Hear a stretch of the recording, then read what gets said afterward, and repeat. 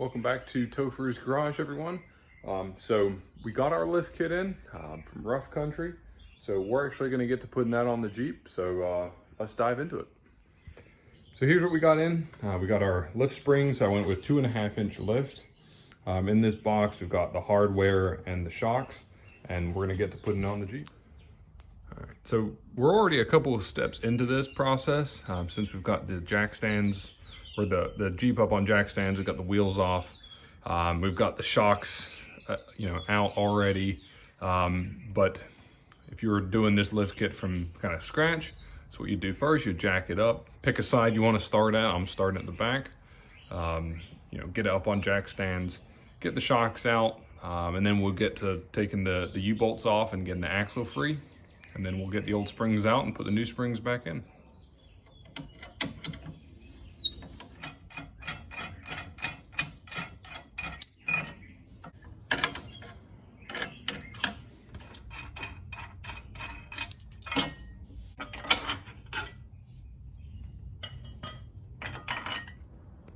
All right, so I tried backing the bolts out, but they would not budge. I think they're pretty well seized inside the bushing there. So what I did on both sides is I just took the cutoff wheel and cut right in between the mounts for the leaf spring and cut those bolts out. So now we'll get to take these leaf springs out at the back. We'll just undo these bolts on each side, and then we'll have the old leaf springs out.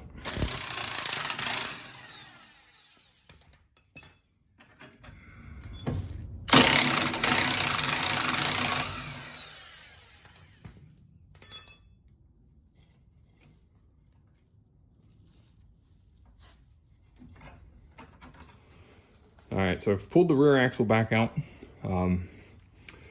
What I found was when I had it installed the first time, these shock brackets are mounted too high on the axle. So makes the shock too short, and I'm worried that it's gonna bottom out. So I ordered some new shock brackets from Barnes, and I'm mounting them lower, more how they are in the factory orientation. But to do that, I need to grind off this. I believe this is probably like a track bar mount from the vehicle that it came from, or a sway bar mount, and then I'm gonna have to grind these off and we'll get to tacking the new ones in place. All right, so I got the old shock brackets cut off. Got the track bar or sway bar brackets cut off, the axle all cleaned up and ready for new shock brackets put on. So I'm gonna get it back under the Jeep with the new springs and get my positioning on the shock brackets right, and then I'll tack those in place, and then we'll go from there. All right, so I got the shock brackets welded in, and the axle is about ready to go back under the Jeep.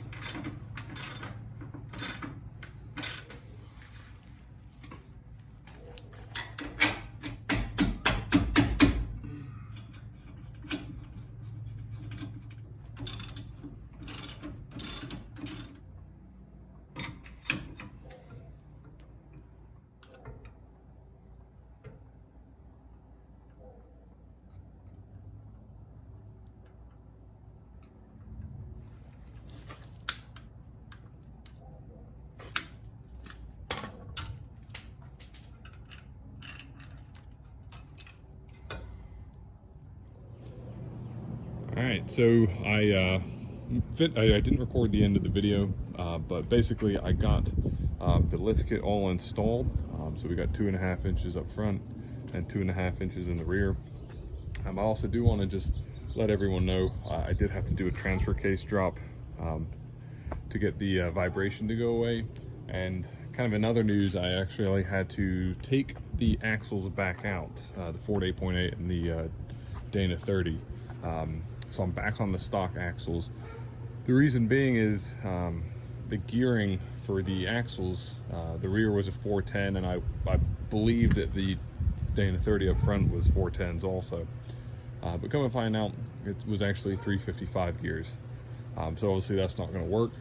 So in order to get this running and driving, I took those axles back out, swapped my stock ones in, swapped some of the parts over, so the ball joints and the new hubs and some of all that work that we did.